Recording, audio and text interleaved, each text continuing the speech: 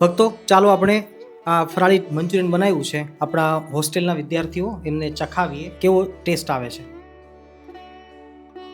बहुत मस्त टेस्ट आ रहा है एकदम સરસ original। બન્યું છે, સારું લાગે છે? એકદમ ઓરિજિનલ જેવો ટેસ્ટ આવે છે.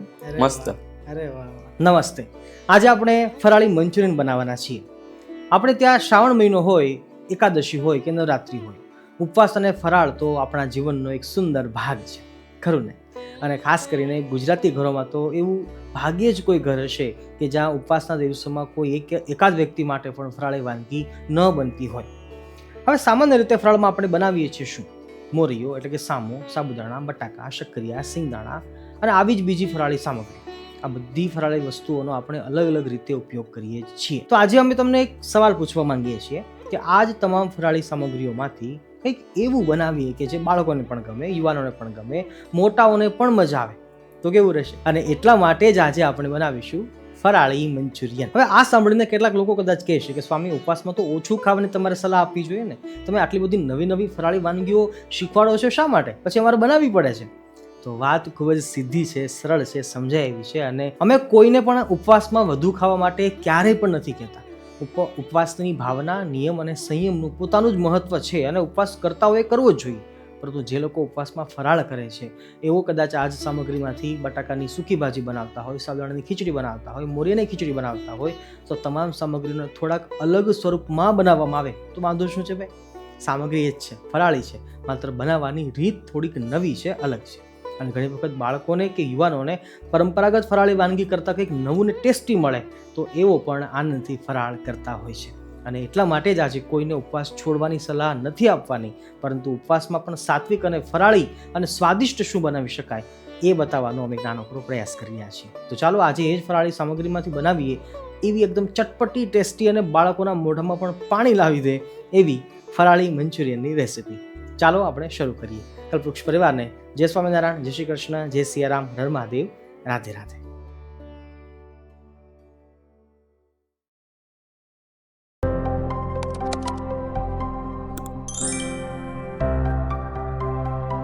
ભક્તો, આજે આપણે જે ફરાળી મંચુરિયન બનાવી રહ્યા છીએ જેની અંદર બહુ ઓછી વસ્તુની જરૂર પડશે. શાકભાજીને આપણે થોડીક વાર સાઈડમાં રાખીએ તો આ છે આપણો ઘરે બનાવેલો ફરાળી લોટ. ફરાળી લોટ ઘરે કેવી રીતે બનાવી શકાય એની રેસીપી અમે આપેલી છે, તમને નીચે ડિસ્ક્રિપ્શનમાં લિંક મળી જશે અને ઉપર આઈબોલ ઉપર પણ તમને દેખાતી હશે. એ સાથે થંબનેલ પર તમને દેખાણું હશે. ઘણા બધા લોકોએ ફરાળી લોટ આ રીતે ઘરે બનાવી અને બહારથી લાવવાના બંધ કરી દીધા છે. નંબર 2, ફરાળી લોટ તમારી પાસે જો હાલ નથી અવેલેબલ અથવા તમે કોઈ પણ બીજી કંપનીનો વાપરો છો તો એ પણ લઈ શકાય છે. નહીંતર મોરીઓ અને સાબુદાણા એને બંનેને ઇક્વલ સાઇઝમાં લેવાના અને પછી એને એકદમ ઝીણું બારીક દળી દઈએ તો પણ મંચુરિયન માટે એ ઇનફ થઈ રહેશે. તો આ વાતનું પણ ધ્યાન રાખવું જોઈએ. અને હવે જો આપણે શાકભાજીની વાત કરીએ તો શાકભાજીમાં આપણે જે જનરલ સાદા મંચુરિયનની અંદર જેટલી વસ્તુ હોય એ તમામ આપણે નાખી શકીએ. પણ જો શાકભાજીની અંદર આપણે પરંપરાગત રીતે ફરાળમાં કોબી કે ગાજર ન ખાતા હોય તેના જગ્યા ઉપર આપણે બટેકું અથવા દૂધીનું છીણ પણ લઈ શકીએ છીએ. મૂળ તો મંચુરિયનના બોલ બનાવવાની વાત છે.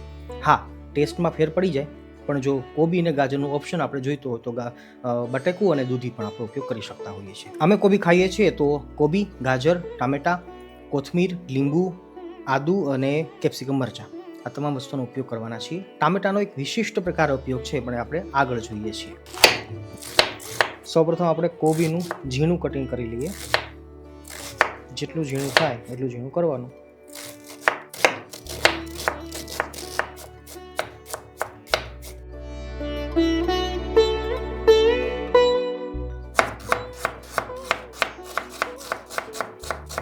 શાકભાજી બધા કટિંગ થઈ ગયા છે. જો અમે આ કોબીનું કટિંગ આ રીતનું કર્યું છે, તમે છીણી પણ શકો છો. છીણવાથી શું થશે, જો આ ગાજર છે અમે છીણ્યું છે તો એનું પાણી નીકળશે કંઈક આ રીતે, પણ કટિંગ કરીશું તો પાણી નહીં નીકળે. એટલા માટે હું એવી પસંદ રાખું કે કટિંગ કરીએ, ઝીણું કટિંગ કરી નાખીએ તો પણ ચાલે છે.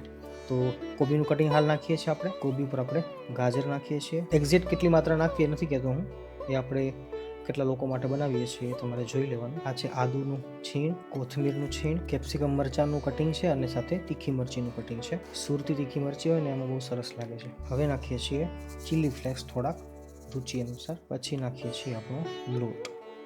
તો આ છે ફરાળી લોટ આપણો ઘરે બનાવેલો. આની રેસીપી આપણે આપેલી છે, તમે ચોક્કસથી જોઈ શકો છો. લોટ છે ઓછા વધતો આપણે જોઈ લેવાનું અને સ્વાદ અનુસાર નાખીએ છીએ આપણું સેંધા નમક, અને ખટાશ માટે નાખું છું હું થોડુંક લીંબુ. હવે સારી રીતે આ બધું મિક્સ કરી લઈએ.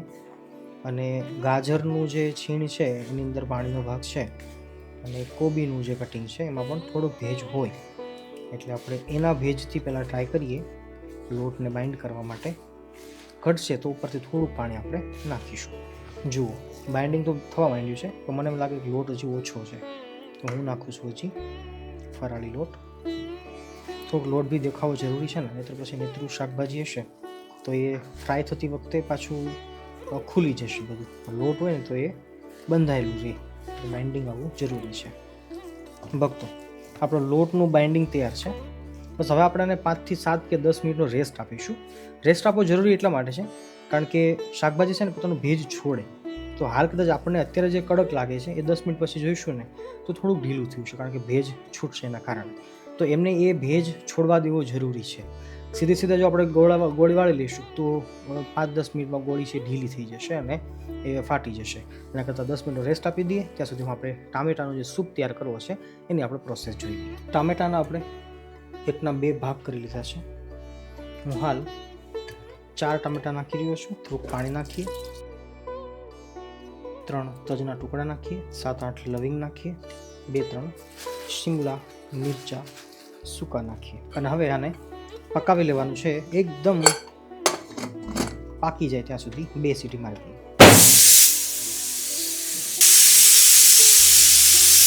તો આવા જો આપણો સૂપ છે તૈયાર થશે ટામેટાનો, ત્યાં સુધીમાં આપણે સૌથી મોટું કામ કરી લઈએ, ગોળી વાળી લઈએ. મંચુરિયનની ગોળી વાળવી ને એ જ સૌથી ટફ કામ છે મારા માટે. તો ઝડપથી મીડિયમ સાઇઝની ગોળી તૈયાર કરી નાખીએ. થોડોક ભાર આપીને ગોળી વાળવાની, એટલે ફ્રાય થતી વખતે ફાટે નહીં. અને હા, લોટ આ ગોળી વાળવા પહેલાં એકવાર ચાખી લેવાનો. થોડો નમક ઓછું લાગતું હોય, ખટાશ ઓછી લાગતી હોય તો એડ કરી શકાય છે. અમે હાલ તીખાશમાં લીલી મરચીનો ઉપયોગ કર્યો છે, થોડુંક આદું નાખ્યું છે, પણ ચાહો તો તમે કાળા મરી પણ નાખી શકો છો. એટલે અત્યારે હું પણ નાખી દઉં.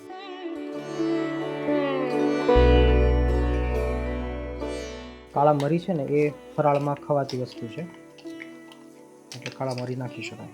એક વાત હું દરેક એકાદશી ઉપર ચોક્કસ કહીશ. સૌથી પહેલાં એ વાત બિલકુલ સ્પષ્ટ કરી દઉં કે આપણો ઉદ્દેશ ઉપવાસની પરંપરાને બદલવાનો નથી. શાસ્ત્રોમાં એકાદશીનું સર્વોત્તમ રૂપ ભગવાનનું સ્મરણ, ભક્તિ અને પોતાની શ્રદ્ધા અનુસાર વ્રત કરવાનું બતાવવામાં આવ્યું છે. જે લોકો નિર્જળા કે કઠોર ઉપવાસ કરી શકે છે એ ખૂબ જ શ્રેષ્ઠ બાબત છે, અને જે લોકો ફલાહાર કરે છે એમના માટે પણ શાસ્ત્રોમાં મર્યાદાઓ બતાવવામાં આવી છે. પરંતુ આજનો સમય પહેલાં જેવો નથી રહ્યો. ખાસ કરીને બાળકો અને યુવાનો માટે માત્ર ફળ ખાઈને આખો દિવસ પસાર કરવો દરેક માટે સરળ નથી હોતો. આવા સમયમાં જો ઘરમાં સ્વાદિષ્ટ, સાત્વિક અને શુદ્ધ ફલાહારી ભોજન નહીં બને તો ઘણીવાર યુવાનો કે બાળકોનું મન બહારની વસ્તુઓ તરફ આકર્ષિત થઈ જાય છે, અને એકાદશી જેવા પવિત્ર દિવસે બહારનું ખાવાનું, અશુદ્ધ કે બજારનું ભોજન લેવા કરતાં ઘરમાં જ જો એ વસ્તુ બનાવી ભગવાનને ભોગ લગાવીને શુદ્ધ ફલાહારી પ્રસાદ બનાવવામાં આવે, બસ આ જ ભાવના સાથે અમે એકાદશી ઉપર નવી ફલાહારી રેસીપીઓ તમારા માટે લઈને આવતા હોઈએ છીએ. ક્યારેક ફલાહારી ઢોકલા, ક્યારેક ઇડલી, ક્યારેક કટલેસ, ક્યારેક દાળ ભાત, ક્યારેક પાણીપુરી, ક્યારેક કોઈ અન્ય નવી રેસીપી, ક્યારેક પિઝા પણ, જેથી દરેક એકાદશી પર તમને કંઈક નવું બનાવવાનો અવસર મળે અને આખો પરિવાર આનંદથી પ્રસાદ ગ્રહણ કરી શકે. તમારા પ્રેમનું જ પરિણામ છે કે અમારી ઘણી બધી ફલાહારી રેસિપીઝને લાખો લોકોએ જોઈ અને અપનાવી છે, અને આનો સીધો અર્થ એ જ છે કે આવા સાત્વિક વિકલ્પોની આજના સમયમાં ખરેખર જરૂરિયાત છે. અને માટે જ તમે પણ એકાદશીના દિવસે ફલાહાર કરો છો તો અમારો નમ્ર પ્રયાસ છે કે આ પવિત્ર દિવસે ઘરનો બનેલો શુદ્ધ, સાત્વિક અને ભગવાનને અર્પણ કરેલો પ્રસાદ જ ગ્રહણ કરો. જો આ અમારી નાનકડી સેવા તમારા પરિવારને એકાદશીને વધુ આનંદમય બનાવી શકે તો અમે અમારા પ્રયાસને સફળ માનીશું. આશા કરું કે વાત અને વિચાર આપ સૌને જરૂર સમજવામાં આવ્યા હશે. જય ભગવાન.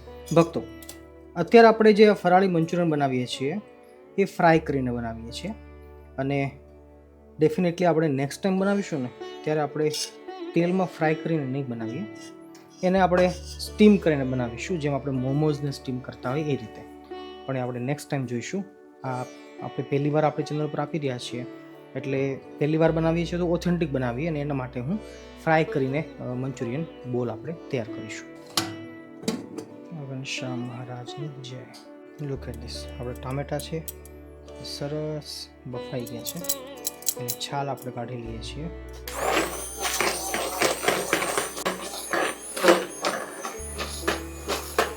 ઘનશ્યામ મહારાજની જય, નરનારાયણ દેવની જય, સિયાવર રામચંદ્ર ભગવાનની જય, કૃષ્ણ કનૈયા લાલ કી જય, કષ્ટભંજન દેવની જય, વિઘ્ન વિનાયક દેવની જય. નમઃ પાર્વતી પતે, હર હર મહાદેવ હર. સીતારામ. ધીમા તાપે આપણે પકાવી રહ્યા છીએ, મીડિયમ ટુ લો ફ્લેમ રાખીને. પાકતા 3 થી 4 મિનિટનો ટાઈમ લાગશે. અત્યારે સુગંધ જોઈએ તો ઓરિજિનલ મંચુરિયન બનાવતા હોઈએ એવી જ સુગંધ આવે છે, એમાં કશો ફેર નથી. અને હા ભક્તો, આપણે આ જગ્યા ઉપર ચોક્કસથી એ વાત પણ વિચારી શકીએ કે જો આપણે કોબી અને ગાજર નાખ્યા છે તો લોટ ભલે ફરાળી હોય તો પણ થોડીક આપણને સુગંધ તો આવશે, મંચુરિયન જેવો થોડોક ટેસ્ટ આવશે. પણ જો આપણે આ જગ્યા ઉપર કાં તો શક્કરિયા નાખીએ, કાં તો બટેકા નાખીએ, કાં તો દૂધી નાખીએ છીણીને, તો પછી આના જેવી સુગંધ નહીં આવે. કારણ કે મૂળ તો આ ચાઇનીઝ વસ્તુ છે, મંચુરિયન છે, અને ચાઇનીઝ વસ્તુમાં કોબી છે એ સૌથી મહત્ત્વનો ભાગ ભજવતી હોય છે. પણ કોબી વગર મંચુરિયન એ કદાચ મંચુરિયન ના કહેવાય, પછી આપણે એને કંઈક બીજું નામ આપી શકીએ. તો આ વાત ઉપર એક થોડુંક વિચાર કરવા જેવું જરૂર છે. Look at this. આપણા બોલ સરસ ફ્રાય થઈને તૈયાર થઈ ગયા છે.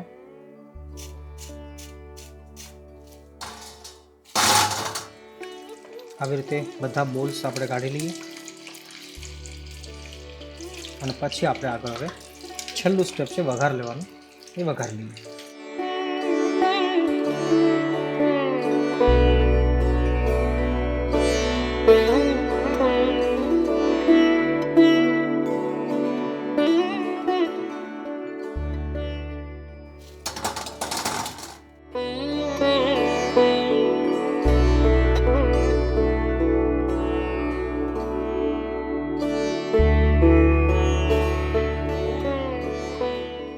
આપણી મંચુરિયનની ગોળીઓ બનીને તૈયાર છે.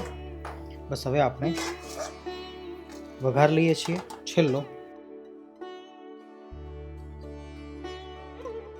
તેલ આપણું ગરમ થઈ ગયું છે. શરૂઆત કરીએ છીએ ગાજરથી. ગેસની ફ્લેમને ફાસ્ટ રાખવાની મંચુરિયન બનાવતી વખતે. ગાજર નાખ્યા બાદ 1 મિનિટ પછી કોબી નાખીએ છીએ. અને હવે પતલી સ્લાઈસ હોય તો પણ ચાલે. ગેસની ફ્લેમ ફાસ્ટ છે હજી. કોબી નાખ્યા બાદ 1 મિનિટ પછી નાખીએ છીએ કેપ્સિકમની સ્લાઈસ. આ સ્ટેપ ઉપર આપણે આદુ પણ નાખી શકીએ છીએ છીણીને. આદુનો ટેસ્ટ બહુ સારો આવે, પણ આપણે બોલમાં નાખ્યું છે એટલે હું આદુ આમાં નથી નાખતો. બોલ્સમાં આપણે આદુ નાખ્યું છે, કાળા મરી નાખ્યા છે, તો તીખાશમાં આવી ગઈ છે એટલે બહુ ચિંતાનો વિષય નથી. છતાંમાં નાખી શકાય છે અને ફ્લેવર સારા આવે છે. બસ હવે તૈયારી છે આપણું સરસ મજાનો ટામેટાનો જે સૂપ બનાવેલો. ઘનશ્યામ મહારાજની જય.